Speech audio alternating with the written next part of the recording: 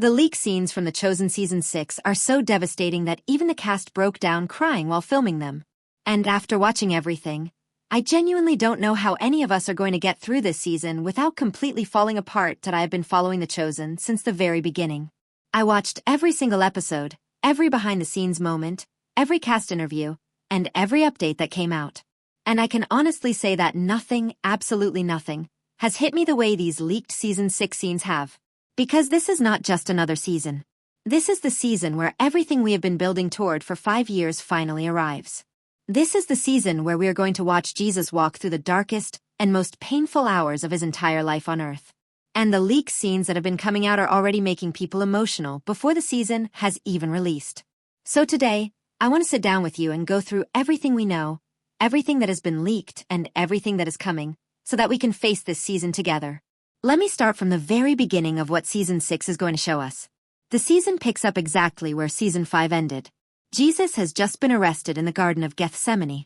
That moment alone, the moment the soldiers put their hands on him, is already being described by people who have seen early footage as one of the most gut-wrenching scenes the show has ever produced. Because by this point in the series, we know Jesus so deeply. We have walked with him through years of ministry. We have seen him laugh, cry, teach, heal, and love the people around him with everything he has. And now watching those same hands that healed the sick and raised the dead being bound by soldiers, it does something to you emotionally that is very difficult to put into words. After the arrest, Jesus is first brought before Annas for questioning.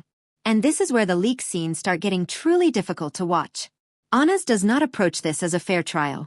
From the very first second, his entire goal is to find a way to make Jesus look guilty. He begins interrogating Jesus about his teachings, demanding to know what he has been telling people, and why. And the way Jesus responds in these leak scenes is something that stopped me completely. He answers Annas with calm and total clarity, essentially saying that he has always spoken openly, that he has never hidden anything, and that if Annas truly wants to know what he taught, he should ask the people who heard him. It is a powerful and completely composed response. And it is the kind of answer that only someone who is absolutely sure of who they are and what they stand for could give in that moment. But Annas does not accept this. Instead, he doubles down. He starts accusing Jesus of lying and of stirring up violence among the people. And here is where one of the most heartbreaking moments in the leaked footage happens. One of the guards standing nearby, apparently angered by the way Jesus is responding, steps forward and slaps him across the face. I want you to really sit with that for a second. This is Jesus. And he is being slapped in the face in front of a room full of people who are supposed to be religious leaders. The injustice of that moment is almost impossible to watch. But what makes it even more powerful is what Jesus does next. He does not flinch. He does not lose his composure. He simply turns and faces the guard with complete steadiness, essentially showing everyone in that room that no amount of physical pain or humiliation is going to shake him from who he is and what he came to do. Jonathan Rumi's performance in these scenes has already been described by people who have seen them as some of the most incredible acting the show has ever had. And honestly, after watching the clips that have leaked, I completely agree. The way he carries Jesus through these moments, with so much patience and dignity and quiet strength, is genuinely breathtaking. You can see in his eyes that Jesus feels the pain, that he understands the injustice of everything that is happening to him, and yet he stands completely firm. It is the kind of performance that makes you forget you are watching a television show. It makes you feel like you are actually standing in that room watching it happen in real time. And that feeling, that deeply personal and emotional connection, is exactly what makes these leaked scenes so incredibly difficult and so incredibly powerful at the same time. While Jesus is being questioned by Annas, something else is happening at the same time that is equally heartbreaking in a completely different way. Simon Peter is waiting outside in the courtyard. And as he stands there, people begin to recognize him. They start asking him if he is one of Jesus' disciples. And in these leak scenes, we are going to watch Peter do the thing that has haunted readers of the Bible for centuries. He denies Jesus. Not once, but repeatedly. He stands there in that courtyard, just a short distance away from a man he once said he would die for, and he tells the people around him that he does not know him, that he is not one of his followers, that he has nothing to do with him. Now I want you to think about how much weight that carries within the context of this show specifically. Because in The Chosen, we have spent years watching Peter. We have seen his personality, his passion, his loyalty, his impulsiveness, and his deep and genuine love for Jesus. We have watched the moment Jesus first called him. We have watched him walk on water. We have watched him declare with complete confidence that Jesus is the Messiah. And now we're going to watch him stand in a cold courtyard and pretend that none of that ever happened. The writers and directors of this show have built Peter's character so carefully and so deeply over 5 seasons that when this moment finally arrives on screen, it is not going to feel like a Bible story. It is going to feel like watching someone you know personally make the worst mistake of their life in their most terrifying moment of weakness. And then comes the moment that completely breaks everything open. Jesus, at some point during everything that is happening, sees Peter. We do not know exactly how the show is going to frame this moment visually, but based on everything that has been described from the leak scenes, it is going to be absolutely devastating. Because the second Peter realizes that Jesus has seen him, everything falls apart. All the denial, all the self-protection, all the fear that was driving him in that moment, it all collapses under the weight of that one look. And Peter goes outside and weeps. Not just cries. He weeps. And I genuinely believe that this is going to be one of the most emotional scenes this entire show has ever produced. Because it is not just about Peter's guilt. It is about what it feels like when you realize you have failed someone who loved you completely and unconditionally, and who is already suffering more than you can even imagine. After the interrogation with Annas concludes, Jesus is then taken before Caiaphas and the full Sanhedrin.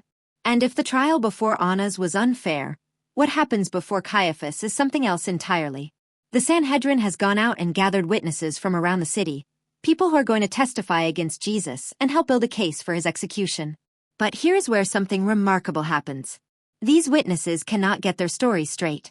Their testimonies contradict each other. One says one thing, another says something completely different. And under the rules of Jewish law at the time, conflicting testimonies are supposed to invalidate the entire case. Every single person in that room can see clearly that the evidence against Jesus does not hold together. And yet the trial continues anyway. Because this was never really about evidence. It was never really about truth. It was about a decision that had already been made before Jesus ever walked into that room. Caiaphas then takes matters into his own hands. He stands up and asks Jesus directly, face to face, "Are you the Messiah?" And this is the moment that the leak scenes show us something truly extraordinary. Because Jesus does not hesitate. He does not soften his answer to protect himself. He does not try to find a diplomatic middle ground that might give him a way out. He looks directly at Caiaphas and he answers him with words that are both a declaration and a prophecy at the same time.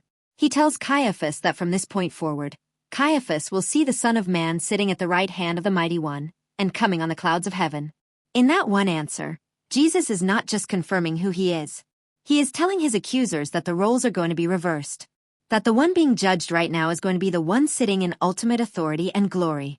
And that truth, spoken so calmly and so directly in the middle of a room full of people who want him dead, is one of the most powerful things I have ever seen depicted on screen. The reaction from the Sanhedrin after Jesus speaks those words is immediate and explosive. Caiaphas tears his robes, which was the traditional expression of outrage at what he is calling blasphemy, and the entire council erupts. Because in their minds, Jesus has just said the most offensive and unacceptable thing possible. He is claimed to be the Son of God sitting at the right hand of the Almighty. And for the religious leaders of Israel, that claim is not just wrong in their eyes, it is punishable by death. So right there in that room, the decision is made. They declare that Jesus deserves to be executed. And with that single declaration, the road to the crucifixion is officially set in motion. Everything that follows from this point is no longer a question of if. It is only a question of when and how. And I want to pause here for a moment because this is something that I think is easy to miss when we read it in the Bible, but that The Chosen is going to make impossible to ignore.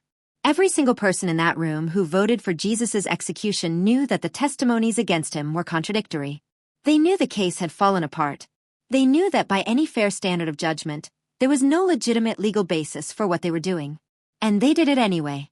The show is going to put us right inside that room and force us to sit with that reality in a way that reading words on a page simply cannot do. And that is what makes this season so uniquely powerful and so uniquely difficult to watch at the same time. Now, while all of this is happening inside the hall of the Sanhedrin, something is unfolding on the outside that is just as tragic in its own way. Judas Iscariot, who had been the one to betray Jesus into the hands of the chief priests for 30 pieces of silver, has been watching everything unfold. And in the leak scenes, we are going to witness the full collapse of Judas as a human being in real time.